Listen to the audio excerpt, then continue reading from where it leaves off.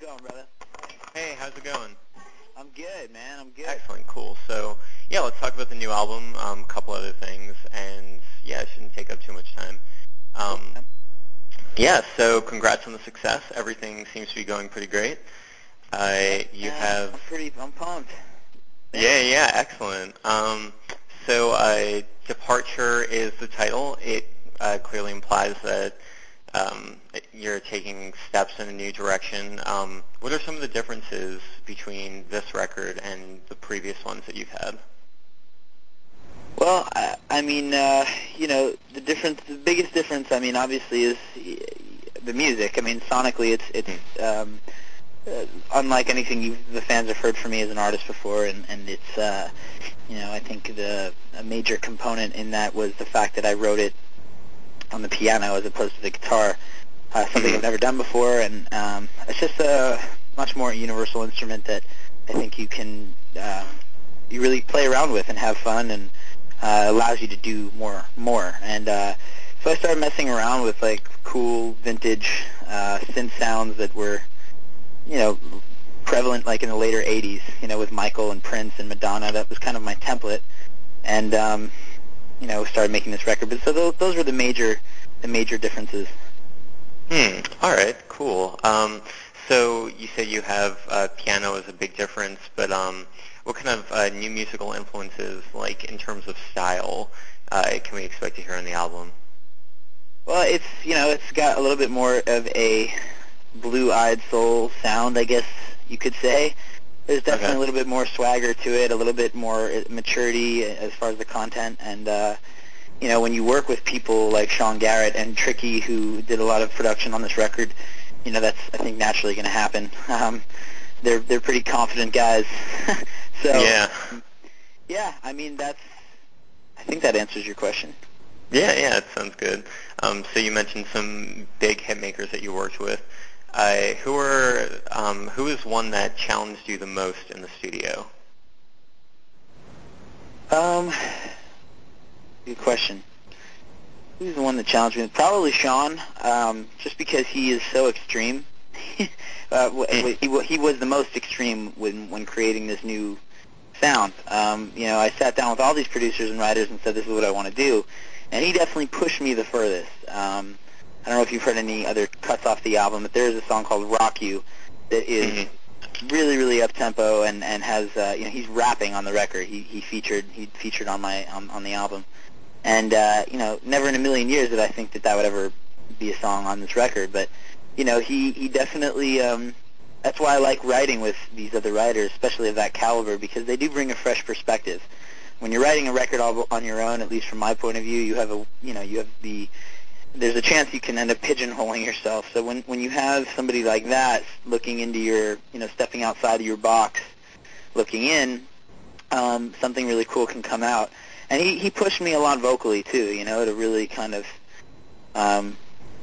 step it up vocally. So.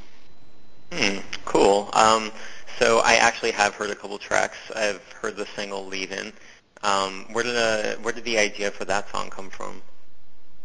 Well, Tricky and the Dream called me and said, we have your first single. And, of course, when you hear that from writers, it's, one of those, oh, okay, yeah. But, they are Tricky and Dream, and they do have an unbelievable track record for the last couple of years, and we listened to the song, and it was really good.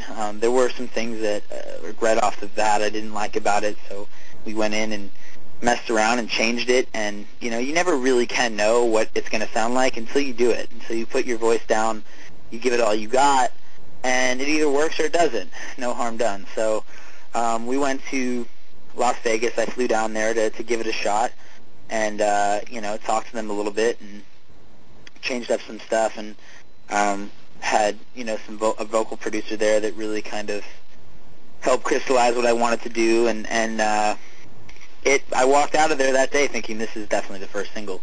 It's a perfect bridging record from the old sound to the new sound, and I think is not, so far left, comparatively to some of the other tracks, that it's just enough of a shock value for the fans.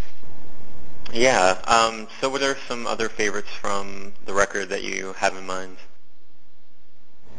Man, it depends on what day you ask me. You know, I have so many of the tracks are, you know, they become like your little babies when you write. I had like a catalog of 50 or 60 songs by the time I was finished, and you cut it down to 12.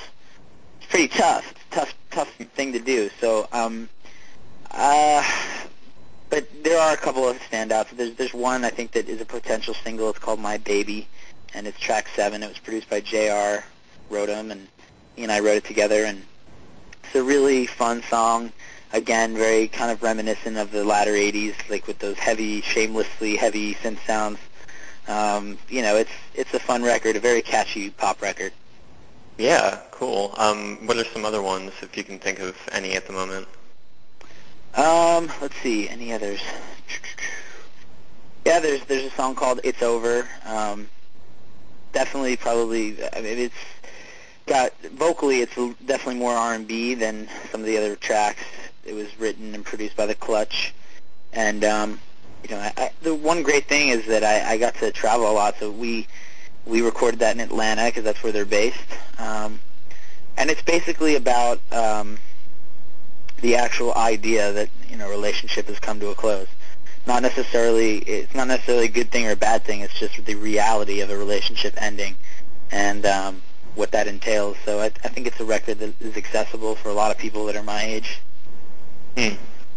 Cool. So yeah, you mentioned there's a pretty heavy R&B and hip-hop, I guess, influence on the record.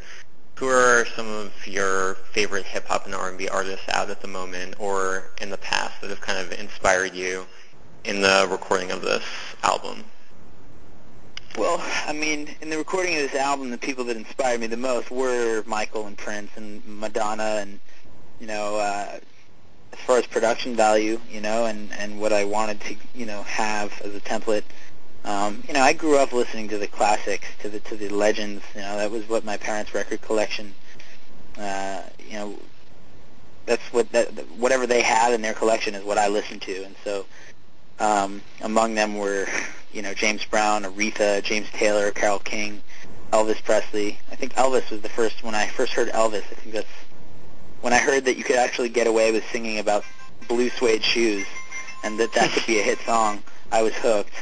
But as far as contemporary artists, you know, I grew up listening to a lot of hip-hop, Snoop and Biggie and Tupac, and a lot of rap music.